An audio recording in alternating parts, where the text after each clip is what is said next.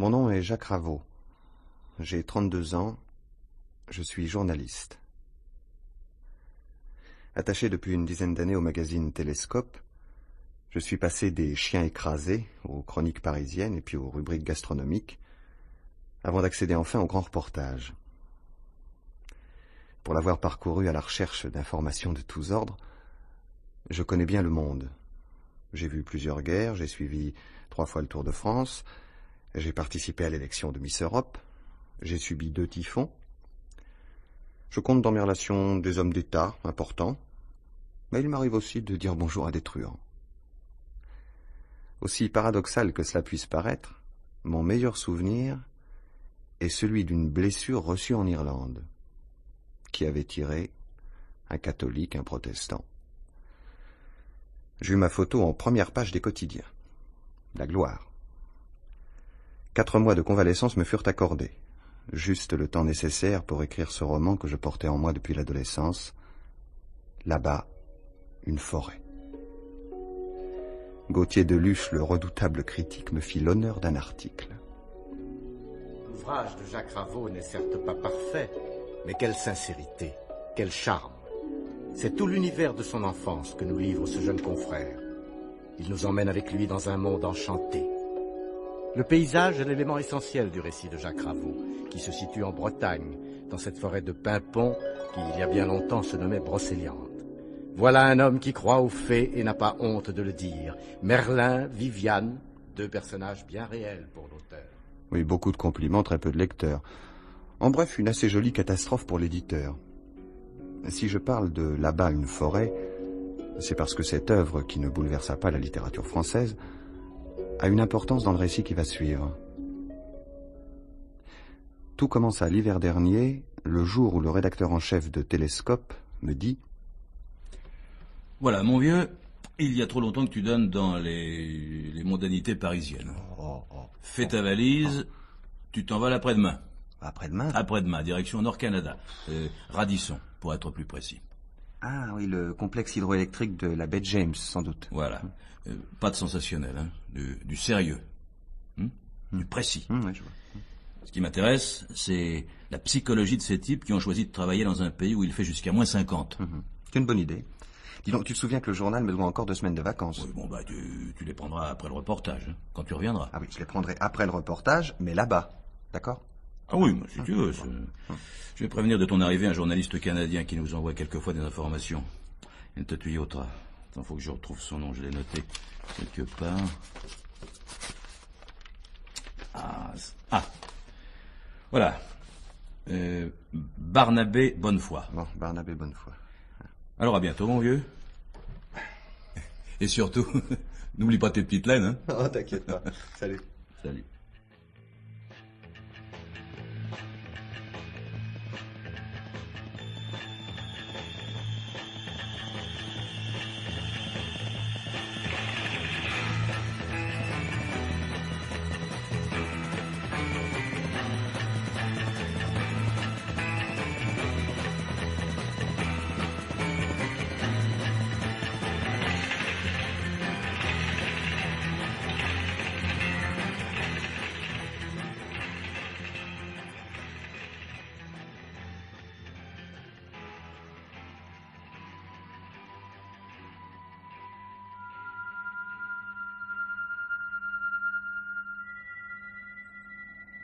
Radisson. Il est midi. Une grosse lune rouge flamboie dans le ciel sombre. C'est le soleil, me dit l'hôtesse de l'air. Comment ne pas être fasciné par ce décor neigeux, lunaire, que balaie un vent qui vous coupe en 2?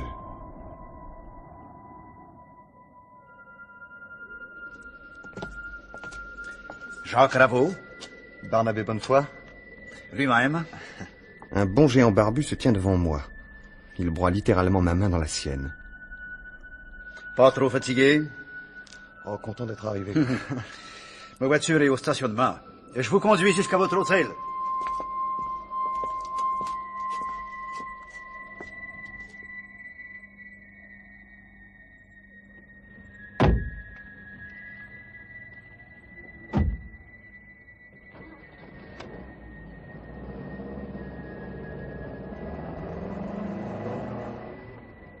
Je suis très content de vous connaître. C'est moi qui ai demandé à vous servir de guide. Oh, pas que je sois un spécialiste de cette région. Je suis attaché à la Gazette de Radisson que depuis 6 mois, mais je suis capable de vous piloter. Mais vous mettez en garde aussi. Contre quoi? Contre ce pays. Beaucoup de choses vous étonneront comme elles m'ont étonné moi. Faudrait vous habituer à vivre en tenant compte du froid. Le froid, c'est quelque chose, croyez-moi. Sortez jamais seul. Je suis là pour vous accompagner, où que vous désirez aller. Ah, mais souillez pas. Souillez pas. Une imprudence peut connaître des suites tragiques. L'engourdissement, la mort blanche, ça existe. Tenez. Un conseil, parmi tant d'autres. Ouvrez jamais une fenêtre et sans cadrerie de glace qu'il faudrait ensuite enlever à la lampe à souder. Bah, quel programme! Ah, vous voyez.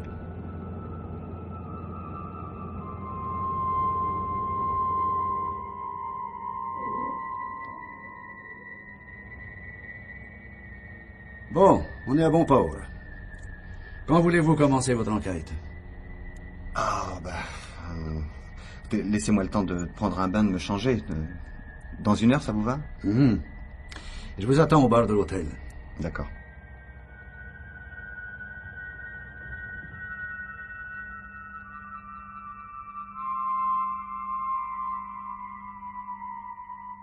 Lundi 10 janvier. Il est important pour moi de me familiariser avec le décor. C'est la taïga, avec ses lacs, ses rivières, ses forêts glacées. Et posée au milieu de tout cela, une ville presque futuriste. Radisson. Mardi 11. J'avais demandé à Barnabé de me faire connaissance avec quelques ingénieurs. Il m'en livre 3 parfaitement redoutables, sans âge, sans âme, et sérieux à faire peur. Mercredi 12. Les ingénieurs m'assassinent à grands coups de graphique, de prévision. Barnabé les écoute sans dire un mot. Il tire sur sa pipe et rêve d'autre chose. Jeudi 13. Je visite enfin le plus grand complexe hydroélectrique du monde. Vendredi 14.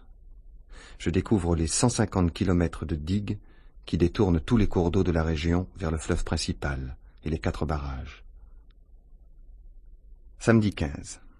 Barnabé, toujours muet et efficace, me ménage une entrevue avec une dizaine d'ouvriers étrangers, dont un Normand, un Basque et un Parisien. Ils sont tous là pour la même raison, gagner de l'argent. Le Normand souhaite acheter un bistrot à Domfront, le Basque et le Parisien se plaisent à Radisson et pensent y rester.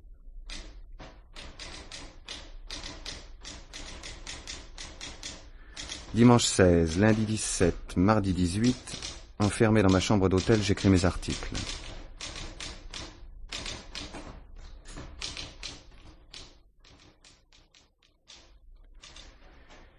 Mercredi 19, Barnabé frappe à ma porte.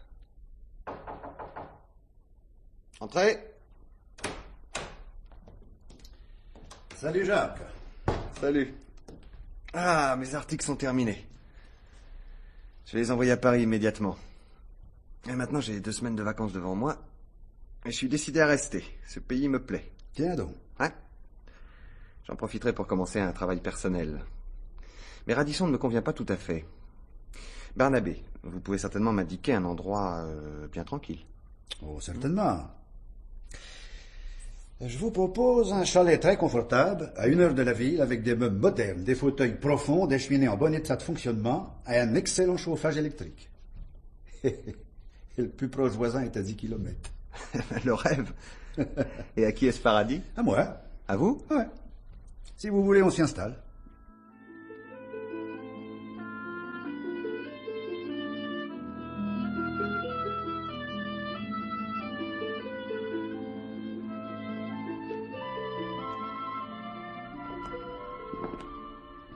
Voilà la pièce commune. Mon bureau. Là-bas, au bout des couloirs. C'est vraiment très gentil à vous, Barnabé. Quoi de plus naturel? On se quitte pas depuis 10 jours, et puis on s'entend bien. Oui, nous nous entendons bien, sans discours inutile. Barnabé est un homme franc, solide, souvent silencieux, Apparemment sans mystère et sans secret. Vous choisirez votre chambre, Jacques. Moi, je couche au premier étage. Barnabé bourre sa pipe avec des gestes lents. Il gratte une allumette. Je vois jaillir une petite flamme. Jacques, je voudrais vous poser une question. Ne me répondez pas si je suis indiscret. Ce travail que vous souhaitez faire ici, c'est le plan d'un nouveau roman. j'espérais. Comment vous dire? J'éprouve certaines difficultés à faire des compliments, c'est pour ça que je vous en ai pas parlé plus tôt. Mais dès les premières lignes de Là-bas une forêt, on sent que vous êtes un romancier, un vrai. Quoi? Vous avez lu ce livre que personne n'a lu? Exagérez pas. Comment un exemplaire a-t-il pu arriver jusqu'ici? C'est à Paris que je l'ai eu. Étrange Barnabé, qui, comme s'il préférait ne pas en dire plus, commence à tirer sur sa bouffarde. Ah, vous connaissez Paris? Vous me l'avez caché. Oh, j'y ai vécu quelques mois, Et où habitiez-vous donc? à Montmartre, Comme moi? rue Girardon, Et moi, rue de l'Abreuvoir. presque au coin de la rue Le Pic. Presque au coin de la rue Le Pic, il y avait un vieux café aux vitres voilées de macramé. La patronne se faisait appeler Fifine. Le patron avait été routier. C'est là que...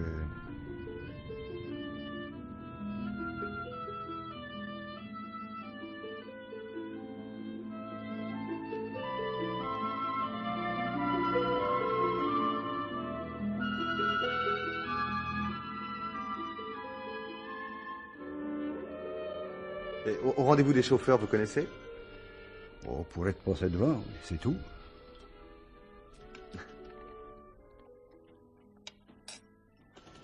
Ce matin-là, il y avait dans l'air des parfums de Troène.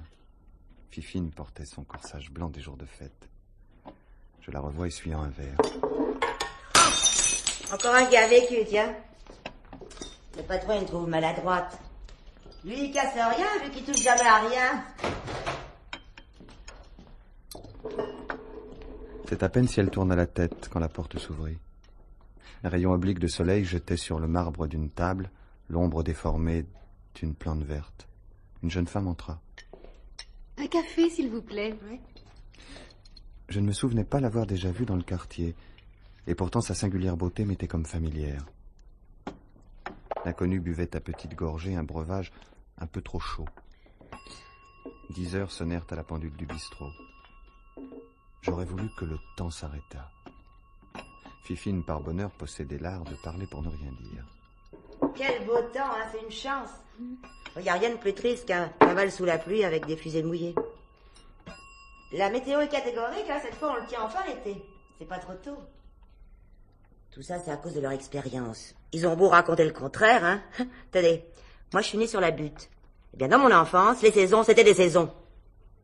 Ça, on peut dire que j'en ai usé des chaussures à valser sous les lampions. Mais le patron est au courant, hein. Boulot ou pas boulot, il faut que j'y aille. Même 5 minutes. Il paraît que le feu d'artifice ce soir, il sera superbe. À pas louper, ma petite dame. La jeune femme sourit. J'irai. Et vous, monsieur Jacques? Pour la première fois, la jeune femme me regarda. C'était un peu comme si nous échangions la promesse silencieuse de passer ensemble cette soirée du 13 juillet.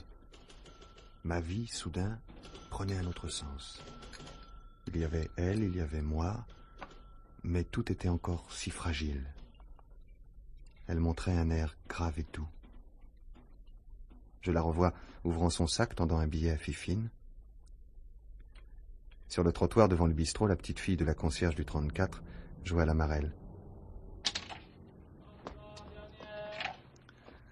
C'est pas juste. Vous savez mon prénom et moi j'ignore le vôtre. Je ne l'aime pas. Permettez-moi de le taire. Je suis brusquement à qui elle me faisait penser. À l'héroïne de mon roman. Vous m'appellerez comme vous voudrez. Viviane? Pourquoi pas? Comme la fée? Ah, être une fée, mon rêve.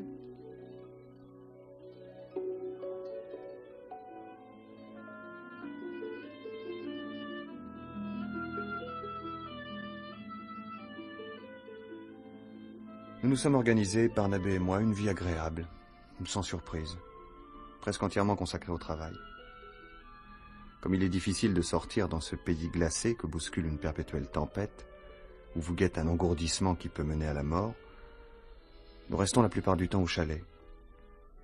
J'écris dans ma chambre. Barnabé se retire dans son bureau. Je dis intentionnellement se retire et non s'enferme, car Barnabé, cet énorme garçon au physique de bûcheron, ne supporte ni les portes closes, ni les lumières éteintes. Pourquoi? Je l'ignore. Au bout d'une semaine d'existence commune, j'en suis comme au premier jour, à ne rien savoir de lui. Mais l'amitié n'a pas besoin de confidence. Et j'apprécie vraiment ces soirées qui nous réunissent au coin d'une cheminée. Souvent, Barnabé tourne le bouton de la radio.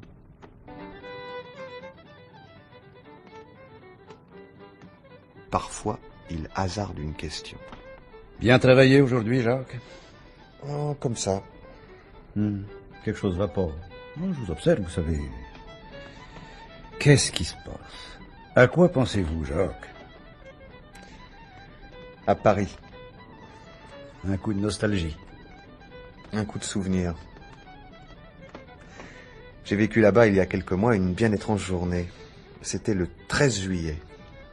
Tenez, il me paraît tout à fait impossible que cette date ait pu être pour quiconque une date différente. Impossible. Tenez, vous, Barnabé, que faisiez-vous le 13 juillet? Le 13 juillet. J'étais sur la route de Dijon. C'est un coup de téléphone qui m'a réveillé ce matin-là. Un de mes meilleurs amis avait été victime d'un accident de la circulation. Étienne est mort dans mes bras. J'ai eu que le temps de me retourner à Orly pour attaper l'avion qui devait me ramener au Canada. Barnabé se penche vers le feu, les mains tendues, et nous restons quelques instants silencieux. Lui pensant à Étienne, moi à Viviane.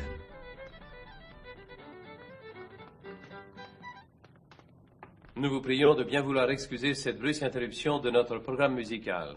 Écoutez, Jacques. Nous apprenons à l'instant que l'avion qui relie chaque soir Québec à Radisson n'est pas arrivé à destination. Outre l'équipage, une cinquantaine de techniciens japonais étaient à bord, qui effectuaient un voyage d'information. Aucun accident spectaculaire n'a été signalé. S'agit-il d'une avarie de machine? L'appareil a-t-il été contraint à se poser, mais où? La tempête rend les recherches à peu près impossibles. Nous vous tiendrons au courant des suites de cet incident.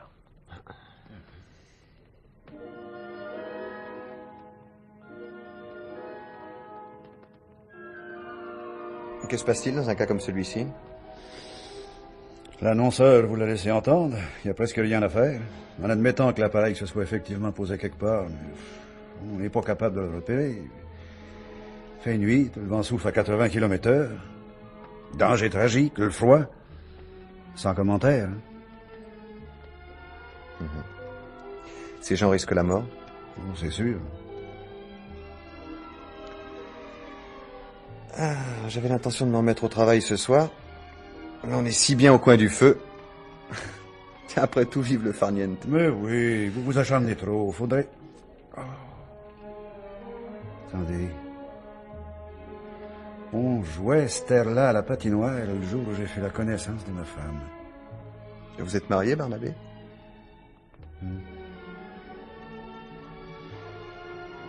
Madeleine a demandé le divorce. Nous vivons séparés depuis plusieurs mois. Elle à Québec. Moi ici. Aucun intérêt. Je suis fatigué. Je vais me coucher. Bonne nuit, Jacques. Bonne nuit. Barnabé fuit. Il n'est pas fatigué, mais il ne veut pas me fournir d'explications. Le voici seul au rez-de-chaussée de la maison. Le vent hurle toujours. Barnabé, en partant, a laissé ouverte la porte du living. J'aperçois le couloir, et là-bas, le bureau de mon ami. Une lampe basse jette un rond de clarté sur la table encombrée de papier. Quelle manie de n'éteindre jamais la lumière. Les flammes dansent dans la cheminée. Pourquoi Viviane ce soir est-elle si présente dans mon cœur? N'arriverai-je jamais à effacer son image? Parfois, pourtant, il m'arrive de l'oublier. Ça dure quelques heures, une infinité. Et au moment précis où je me dis, me voilà guéri, l'obsession recommence. qui me ramène à cette journée d'été pavoisée de drapeaux. Viviane, rue Saint-Vincent. Oh, regardez ces roses. C'est comme ça que je les aime, rustiques. Ah, voilà de bonnes et solides roses de jardin de curé. Un éclat de soleil l'illumina tout entière. Elle avait des yeux verts avec de drôles de petites paillettes brunes. Une fine cicatrice marquait le bord de sa lèvre. Midi, déjà. Vous n'êtes pas pressé? Personne ne vous attend. Personne? Je connais un restaurant pas loin, il y a des tonnelles dans la cour. C'est la campagne, enfin presque.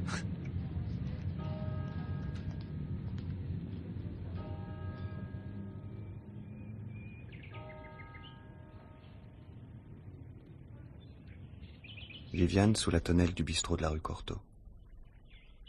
Les ombres des feuillages jouaient sur la nappe de papier, sur les mains fines et brunies de Viviane.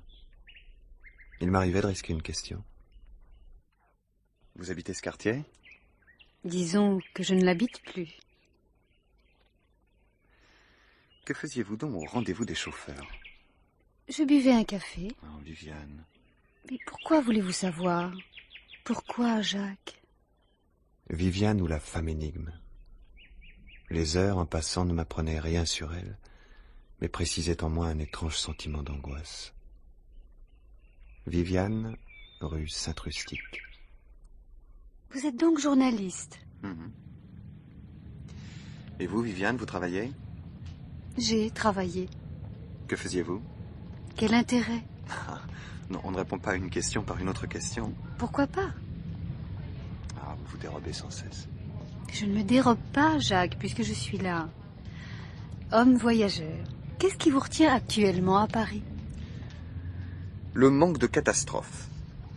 Ouvrez les journaux, il ne se passe rien nulle part. Enfin, si demain un volcan se met en colère, je sais pas, moi, si un chef d'État meurt d'une crise cardiaque, si une star se marie pour la 7e fois... Vous disparaissez. Adieu, Viviane. Ah, je suis bien las de ces départs. 4 mois de tranquillité, voilà tout ce que j'ai eu depuis 10 ans. Juste le temps d'écrire un livre. Vous avez écrit un livre? Ça m'intéresse. Son titre? Là-bas, une forêt. Quelle est cette forêt? Pimpon. Vous voulez dire Brocéliande? Vous connaissez? Des arbres, des châteaux, des étangs. Un certain mystère dans l'air. Ah oui, Jacques, je connais. Et je veux lire ce livre. Tout à côté, il y avait une librairie. Parce qu'il était mon copain, le gérant avait placé un exemplaire de Là-bas une forêt dans la vitrine, entre un ouvrage d'André Malraux et les 500 recettes de Tante Rose pour maigrir sans pâtir. Merci, Jacques. C'est un cadeau qui me touche. Oh non, non, surtout pas de dédicace. On ne connaît pas le destin d'un livre. Imaginez que j'égare celui-ci ou qu'on me l'emprunte. Entre quelles mains indifférentes irait-il avec sa belle dédicace, venue tout droit de votre cœur? Merci, Jacques. Merci encore.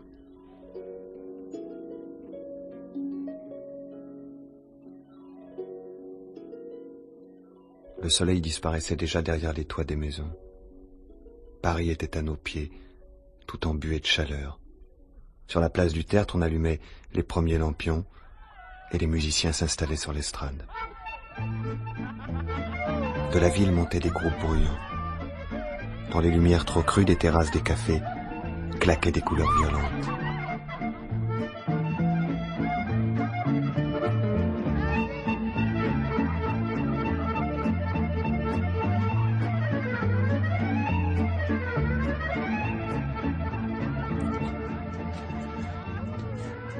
Vous dansez très bien, Viviane. Vous aussi, Jacques.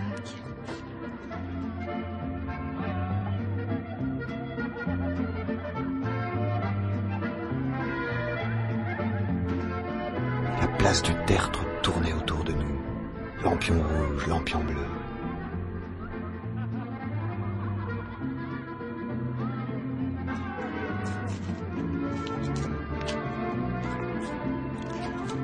Je vais vous faire une confidence étonnante, Jacques.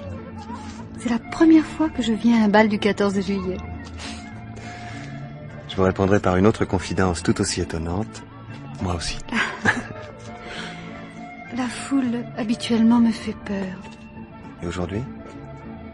Un peu moins. Les touristes buvaient de la bière en riant. D'autres couples valsaient aussi qui nous heurtaient parfois.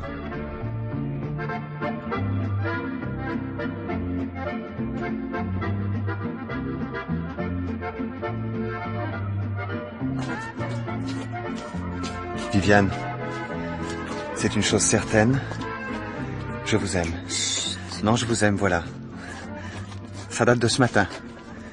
Je vous aime depuis une éternité. Ah, prenez-en votre parti. Je vous aime. Je vous aime. Taisez-vous, Jacques. Non, c'est vrai, Viviane. Je vous aime. Arrêtons-nous un peu de danser. Je n'en peux plus.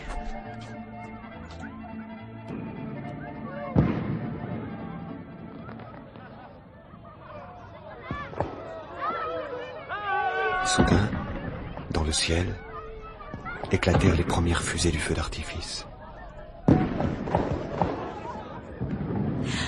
Oh, Jacques, regardez. La musique s'était tue. Les danseurs s'étaient immobilisés. Viviane se tenait à côté de moi, le visage levé. Je la revois encore, attentive au spectacle, serrant dans sa main le livre que je lui avais offert. Des enfants passèrent entre nous. L'un d'eux, un petit rouquin à lunettes, tendait devant lui une énorme glace rosâtre. Je m'entends dire « J'aime les feux d'artifice ». Je tournai la tête. Viviane n'était plus là. Par où avait-elle pu disparaître? Par cette rue, par celle-ci. Viviane! Viviane! Sur les trottoirs déambulaient des amoureux enlacés. Mon cœur battit soudain.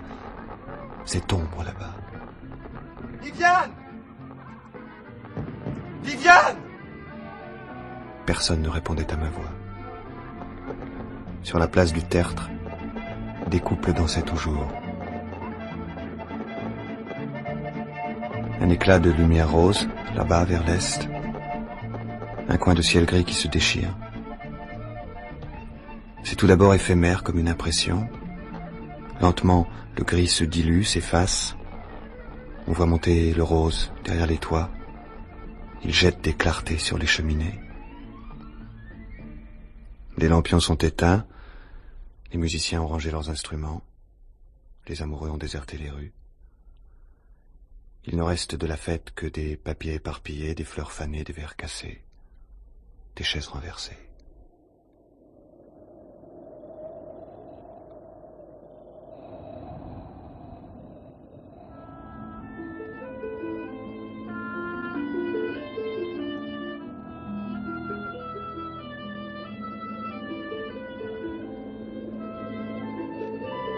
Depuis des mois, je cherche dans la foule un visage que je sais ne pas retrouver.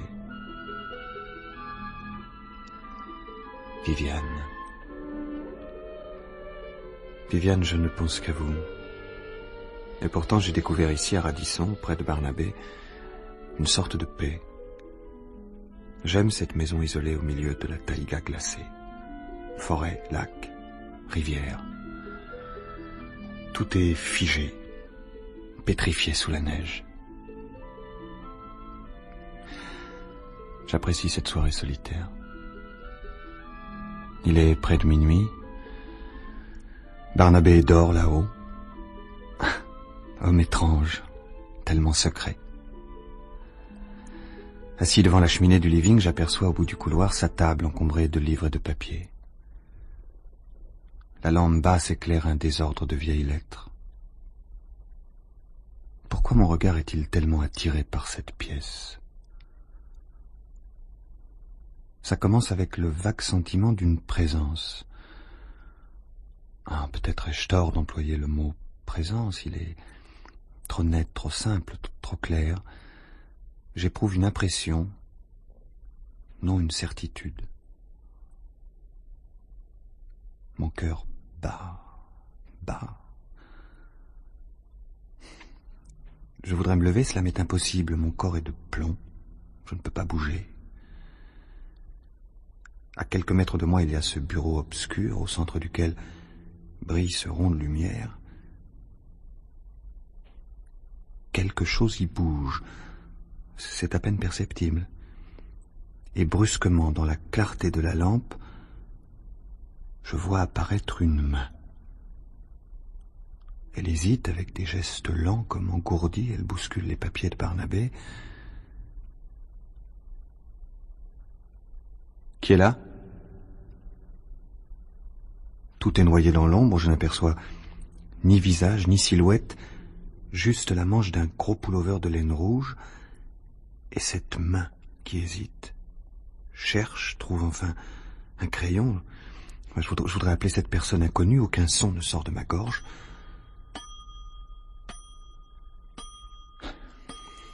Et puis l'enchantement se défait, la main disparaît.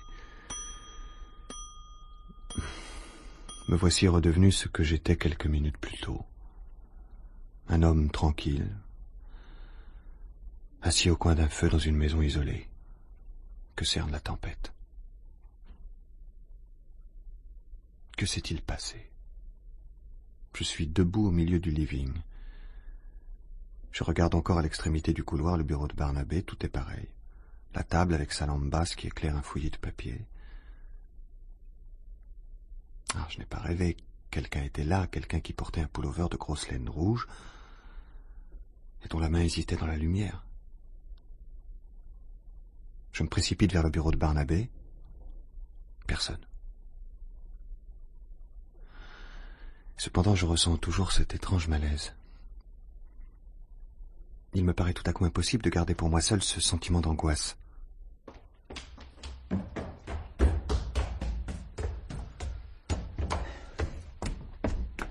Barnabé. Barnabé. Barnabé. Oui, hein, entrez.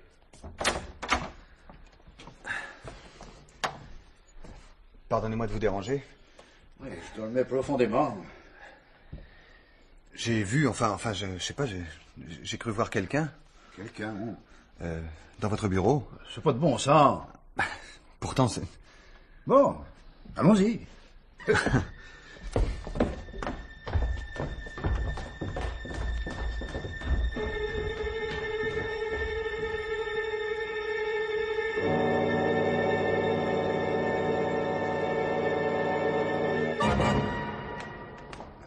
Voyez vous-même, Jacques.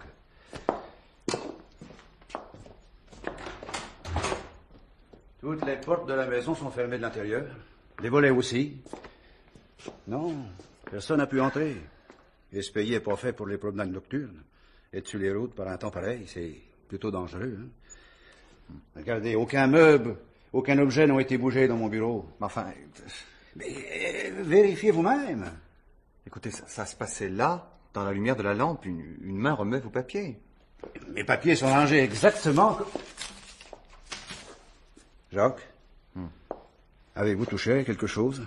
Oh, ça, je ne me serais pas permis. Vous êtes sûr? Puisque je vous le dis. Juste avant le dîner, j'ai mis de l'ordre dans mes dossiers importants. Je me souviens d'avoir posé là une lettre de ma banque et 2 factures. Et où sont-elles? Et puis, j'avais classé des coupures de presse. Jacques! Regardez. Au dos d'une enveloppe, un message est maladroitement écrit en lettres bâton. Nord-ouest, après Saint-Géraud, vite. Qu'est-ce que ça veut dire? J'en sais trop rien. Saint-Géraud, vous connaissez? Oui, c'est une forêt située à 1 heure d'ici. Et qu'y a-t-il au nord-ouest? Un lac. Et ça vous paraîtrait fou de partir comme ça dans la nuit? Oui, tout à fait fou. Dépêchons-nous. Mettez des vêtements chauds, munissez-vous de couverture. Je vais faire du café bouillant.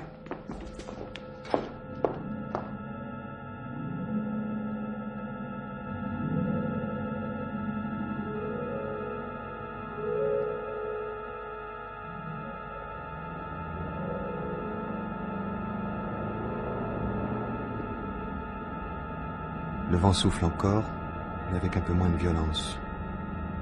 Nous roulons dans un paysage féerique. Autour de nous, tout est glacé. Une bourrasque jette parfois dans la lumière des phares de la voiture une neige poudreuse. Nous restons longtemps silencieux, comme effarés par ces événements que nous ne comprenons pas. La nuit, le froid, le mystère. Et soudain, une demi-confidence de Barnabé. Quand vous m'avez réveillé, je rêvais de Madeleine. Ça m'était encore jamais arrivé. Et je nous revoyais en vacances. Oh, ça devait être en Normandie, ou en Bretagne, peut-être. Pourquoi vous êtes-vous séparés? Ah, c'est elle qui a voulu. Je suis venu qu'une fois dans cette région. C'était en été. C'est beau, l'été. C'est beau et bref.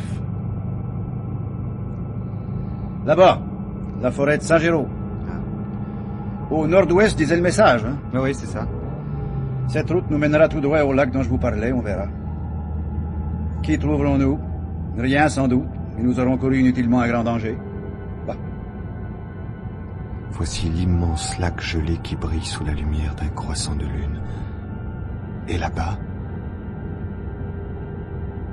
Jacques? Là-bas, nous apercevons un avion posé sur la glace. Un avion qui n'a apparemment subi aucun dommage. C'est le Québec Radisson. La voiture approche. Dans la lumière des phares, nous distinguons plus nettement la carlingue. Brusquement, la porte de l'appareil s'ouvre sur le commandant de bord. Derrière lui, j'aperçois une jeune femme. Elle porte un gros pullover de laine rouge. Barnabé crie « Madeleine! Madeleine! » C'est Viviane. Viviane, Madeleine. Une seule personne. Je comprends pas. Je comprends pas. Qu'est-ce que tu fais là, toi? J'avais des papiers à te faire signer pour notre divorce et disposant de quelques jours de liberté, j'ai pensé à te les apporter moi-même. Mais pourquoi tu m'as pas prévenu? Ça s'est décidé à la dernière minute. Ah bon. Bon, pas de blessés dans l'avion? Non. Écoute, reste pas là au froid, monte vite dans la voiture. Oui. Je vais me mettre d'accord avec le commandant pour organiser les secours. Jacques, coupez pas le contact, surtout, on pourrait plus repartir. Ah, pardonne-moi, Madeleine, je suis ici ému de te retrouver, que j'ai oublié de te présenter mon ami Jacques Ravoux. Il te tiendra accompagné. J'en ai pour pas longtemps, il faut repartir au plus vite afin de donner l'alarme. Viviane s'assied à mon côté. Il m'est presque impossible de croire à la réalité de sa présence. Autour de moi, tout est flou et réel. Pardonnez-moi, Jacques. Pouvais-je vous avouer que j'étais mariée? Que mon mari m'avait fixé un rendez-vous à Orly et que je rentrais au Canada? Pendant des mois, je vous ai tellement cherché, Viviane. Pendant des mois, j'ai tellement essayé d'y voir clair en moi-même, Jacques. Vous avez demandé le divorce, vous avez choisi? J'ai demandé le divorce, mais je n'ai pas choisi. Il m'est arrivé cette nuit une étrange aventure. L'avion a perdu de l'altitude. Il s'est posé. Le commandant nous a expliqué qu'il était impossible de prévenir Radisson, la radio de bord ne fonctionnant plus. Les ingénieurs japonais s'affolaient. Moi, je savais, parce que je connais bien ce pays, que nous avions peu de chances de survivre, à cause du froid.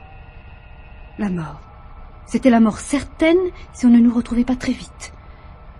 Barnabé, Jacques, deux prénoms si chers à mon cœur. C'est à vous que je pensais, à vous deux que j'aimais. J'étais glacée. Je me souviens m'être endormie, oui, j'ai dormi et j'ai rêvé. Je vous voyais, Barnabé et vous, dans la même maison. Il y avait une lampe posée sur une table et dans le rond lumineux, des papiers, un crayon. Je me disais, ils me sauveront, il faut que je leur laisse un message. Mes doigts étaient engourdis, c'était difficile.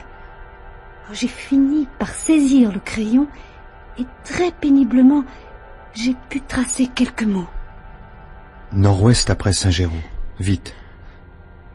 Quand je me suis réveillée un peu plus tard, je me sentais paisible, comme si le danger était écarté. C'est que nous étions déjà en route. Je suis incapable d'expliquer le phénomène qui s'est produit. Sans doute les choses n'ont-elles été possibles que parce que nous pensions intensément les uns aux autres. Par loyauté vis-à-vis de Barnabé, je quitterai Radisson dès demain. Sachez, Viviane, que je ne cesserai de vous espérer. Laissez-moi réfléchir.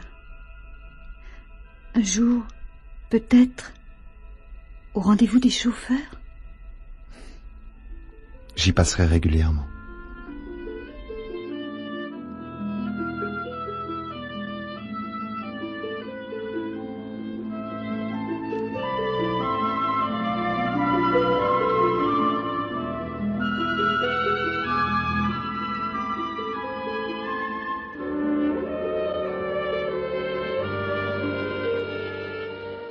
Je regrette sincèrement votre décision, Jacques. Partir si vite. Pourquoi? Votre amitié m'était précieuse. Madeleine retourne à Québec. Notre divorce à prononcer bientôt. Vous me quittez. Je reste tout seul.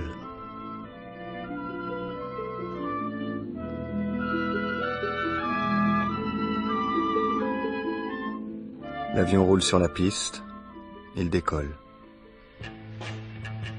Je regarde pour la dernière fois ce paysage fait de glace et de neige. Là-bas, il y a Paris. Viviane viendra-t-elle? Ainsi commence ma longue attente.